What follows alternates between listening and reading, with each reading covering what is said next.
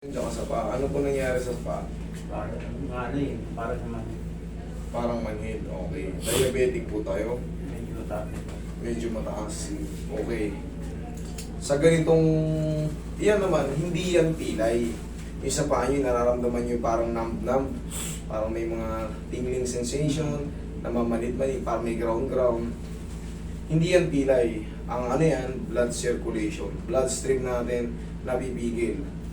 Pag diabetic tayo, tandaan nyo, yung dugo natin nagbabago yung texture. Kumbaga, mas lumalagkit siya. So ngayon, pag matagal ka nakaupo, pag bigla kang tumayo, may mga nam-nam na yan. Yan, ganyan ang pakaramdam yan.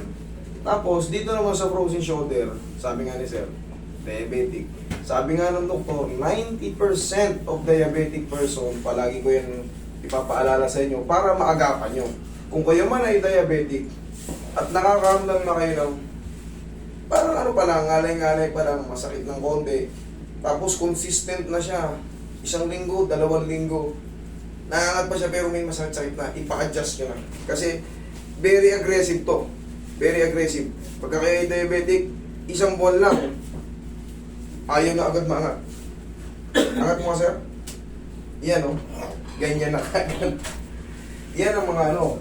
Yan ang mga sinyalis na.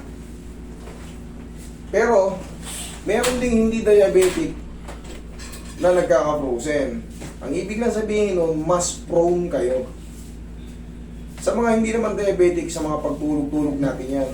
Ang tagal natin inuunan yung ano natin, yung kamay natin, ngayon naiipit. Masarap yung panaginip natin, 4 na oras na kagano'n, 3 oras na kagano'n. Pagising mo, may naipit na, kasi yung joint natin. Tagal mong ginanon eh. Ayan na, pero niya. Ano na, pintig-pintig dito eh. Correct, sir. Once na magkaroon ka ng yung mga natabig ka, nagpuwersa ka, na ano yan, magra-radiate yan. Tsaka yung kirot niyan, sir, sometimes unbelievable. Kumbaga, hindi ka makapaniwala na gano'n pala kasakit ito. Itong kabila, Wala pa sir. wala pa. Huwag mo nang asahan, babaklasin ko. Kung sakali mo ano, sabay ko na lang yung kakarating. Pero itong kay sir, sa tingin nyo, yung diabetic ko nyo, minahanan nyo ano, Ang dami. sa lahi natin. Ang mangyayari niyan, sir, kasi darating ang panahon, baka pag naayos to, doon naman sa kabila. Paano siya susumpuin? Kung gano'n, hindi pa lang, halos konti lang makakatakas pag diabetic. Gamutin natin yung diabetic natin. Ano sagot sa diabetic? Walking lang.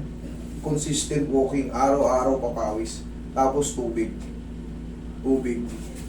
Yun lang. Tapos, kung marunong kayong kumain ng cucumber, isausaw nyo sa suka, isausaw nyo sa honey. Araw-araw ay kumain para ka lang kumakain ng tubig yan. Tapos, pero talaga, ang pinakasagot talaga yan, walking. Mag-jacket kayo, sir. Walking kayo sa araw-araw. Huwag na huwag niyong kakatamaran yung papawis.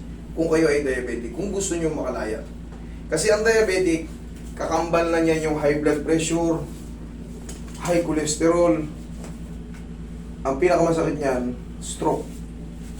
Kadalasan sa mga na-stroke, diabetic. Pero syempre, hindi nyo kailangan hingal na hingal, hindi natin kailangan yan. Walking lang, tapos yung araw sa umaga, ayan sinasabi rin ng doktor yan, ibilad natin yung katawan natin sa araw. Okay? Huwag naman yung katanghaliang tapat. Alam naman natin yung healthy na araw eh. Okay, ginagawa ba natin yun, sir? Kahit pa paano? Nag-drive na sir eh. Pero may lakad din. Okay, sige. Relax na. Pag driver ka kasi, madaling araw, Mag-aabot niya lang maghanap mo na. Walang buting mo muna, sir, ha? Medyo nasa matigas na kalagayan yung kaliwa nyo eh. Walang buting mo na. Pag ganito lang, sir. Yan. Bugbog na rin sa kakahilot din eh. Meron pong dito po sa mga frozen shoulder, hindi po uubra talaga yung mga Marami na nagpunta rito, nagsabi, galing na ako sa 10 manghihilot, 20 manghihilot, hindi talaga umuubra. Nagpa-therapy na rin ako, hindi rin umuubra. Meron kasing treatment para sa frozen shoulder. Meron method dito, kagaya ng ginagawa ko na para sa frozen shoulder talaga. Gout din ba to, sir? Ano po? Gout din, hindi. Iba po yung gout. Yung gout is uric. Yan po ang magkatugma. Pero yung diabetic at frozen shoulder, pag diabetic, more on. Kumbaga, mas maraming tinatamaan ng ano. Yung gout po, yung tinatanong ni Sir, kung gout din ba to, ang uric at gout ay isa. Pero ito sa frozen, hindi po. Malalaman mo pag gout or uric, sa daliri, sa paa, may bumubukol. Yun. Mabilis makita pag severe ka na. Pero pagka nagsisimula pa lang, siyempre kailangan natin ng blood chem. Magpapa-blood chem tayo. Titignan natin yung uric acid natin kung tumataas. Yun. Kailangan at least 5 pababa ang range mo. Or 5.5, okay na yun. Pero pag tumaas ka dyan, dalawa kasi ang bilang yan. Minsan may 6, minsan may 8. Pag nag-7 ka na, taas ka na. Kailangan yun, mapababa mo. Pero pag naglagpas ka na ng 10, naku po, ano na yan, makikita mo sa daliri mo, may bumubukol-bukol na dyan, sa siko mo, ganyan yan, makikita mo. Pa-check up ako nakarami, kasama to sa, wala rin pagbabago, isang buwan isa pa ako. Sir, yun nga po. Actually, sabi ko nga sa inyo, sir, hindi yan pilay. Siyempre, driver kayo, sa driving, ang tagal nyo nakaupo. Magnanam po yan. Ang sagot dyan is elevation. Ano yung elevation? Pag nakahiga kayo or nakaupo kayo, mas maangat yung paa nyo para bumalik. Okay, sir? Dapa kayo, sir. Mamaya, i-explain ko pa sa inyo. Kasi nga, hindi yan talagang pilay. Kayo na mismo nagsabi, mataas ang diabetic nyo. Mataas. Anong yung level na kayo dyan? Bloodstream po yan. Nagtataka kayo, nag-maintenance na kayo, hindi pa rin gumagaling. Sabayan nyo po ng papawis. Wala na pong ibang sagot dyan. Makinig kayo kay Doc sa mga doktor na ano, mga vlogger. Maraming doktor na vlogger. Para mas maliwanagan kayo. Hindi na kayo magpapacheck up, hindi na kayo punta sa ospital. Manood lang kayo ng mga vlog nila. Ang dami nilang vlog na i-type nyo lang eh. Paano gamutin yung diabetic? May mga doktor na dyan nalalabas.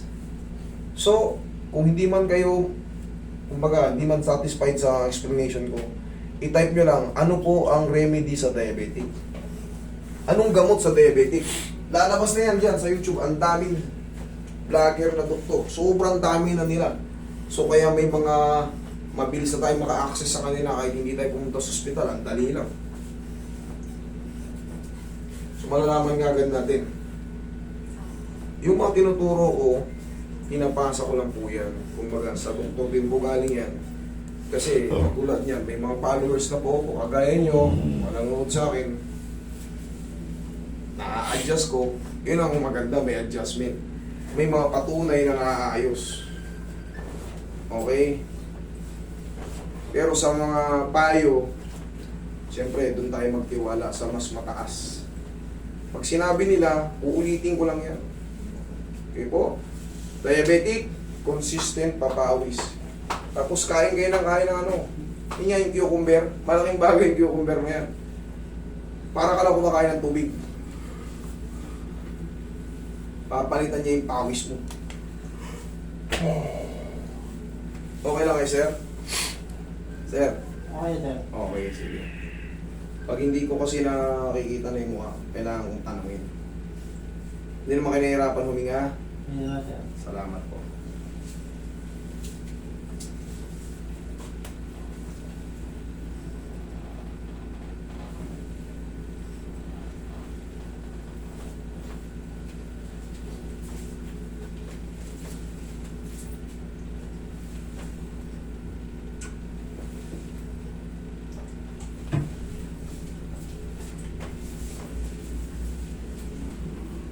Tignan mo yung habang bata-bata pa, balik tayo sa papawis. Walking lang. Pag pinawisan ng konti, pansamantala okay na muna yan. Bukas ulit. O kung nagpapawis kayo sa umaga, kung talagang masipag kayo, Papawis food kayo sa hapon bago matulog. Kung gusto nyo talagang gumaling. Ito nga, hindi to ordinaryong pilay. Yung nararamdaman ni sir, hindi to pilay, hindi to dislocation. Bloodstream problem to. Pero pagka nakasapatos ako, hindi ko ramdam, pero pag nagkinyalan na ako pag-uwi. Ayun nyo, siyempre sir, yun nga bloodstream. Pag may nakakompress dito, hindi mo ramdam. Pero pag pinasingaw mo, nagsinelas ka, boom, Parang may... hindi makaangat. Parang may bukol-bukol sa ilalim ng talampakan. Yun nga yun. Nakakaramdam ba rin ba kayo ng burning sensation? Yung parang mainit? Hindi pa naman yan. Hindi pa naman. Okay. Yung iba nakakaramdam na ng ganun. Yung parang umiinit yun dito. Tapos parang may mga bulak-bulak. Dahil sa dulo na ng daliri, bago magdaliri. Dito. Kaliwat kanan. Liwat ka na. Sige, tihaya ka. Pero ito sir, tandaan mo, ang definition ng massage is for blood circulation. Kaya minamassage ko rin yung mga... Ito pero, Kasi balakang isa. ito whole treatment na to eh. Whole treatment na itong ginagawa kay sir. Tsaka i-address talaga natin yung frozen shoulder niya. Yun ang masakit eh. Dalawa. Magpapatong-patong talaga yung sakit mo pag diabetic ka. Magkakaroon ka ng multiple complication pagka dugo ang kalaban natin. Bloodstream problem. Relax na. Inhale. Exhale. Down.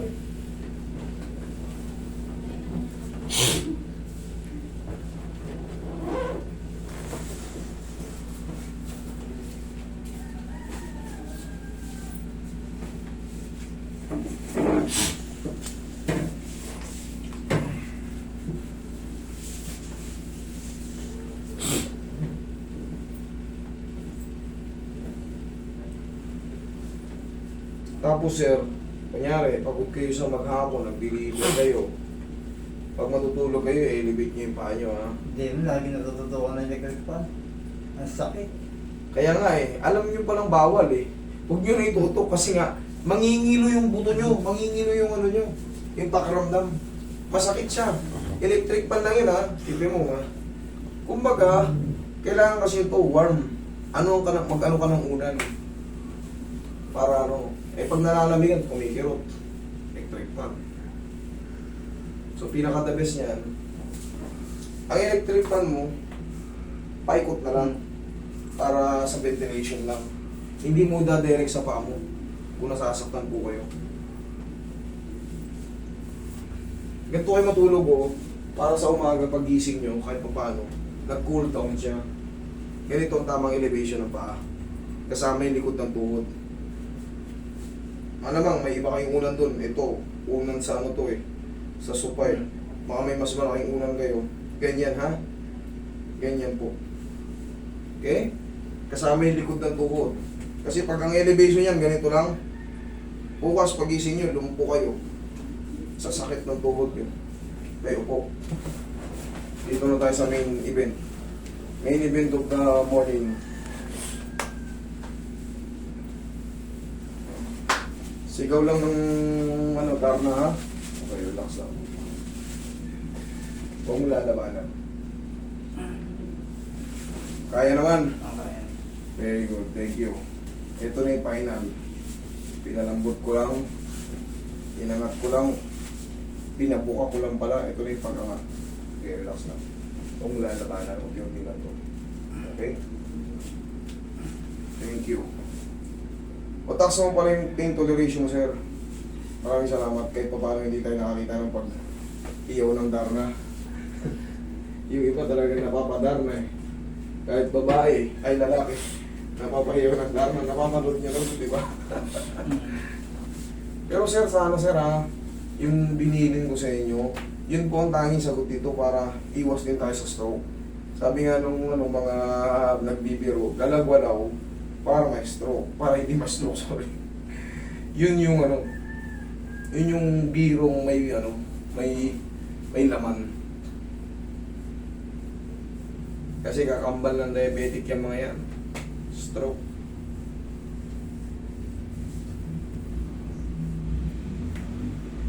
Hindi kailangan magpakapagod. Walking lang, mag-jacket kayo. Kung may kapote kayo ron sa bahay, mas mabilis. Para konting lakad lang, pawis na kayo. Okay na yun. Sabayan mo ng tubig. Pagpapak-papak ka, gawin mong chichirya yung cucumber. Sausaw mo sa honey. Yung original na honey ha, kaya suka na may paminta. Ayos yan. Pang ano yan. Pang neutralize ng mga ano, alat na kinain natin. Sir, araw-araw ganito lang. Nakita mo na to, di ba? Mm. Ganyan.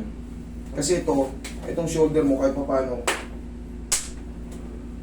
aangat-angat na yan. Kita mo? Garantisado. Ito, bago pa lumala, awatin na natin.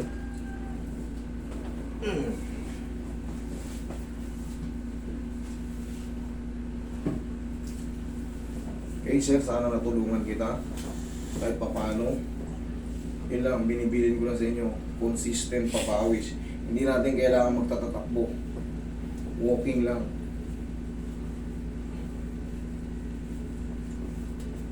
Okay sir?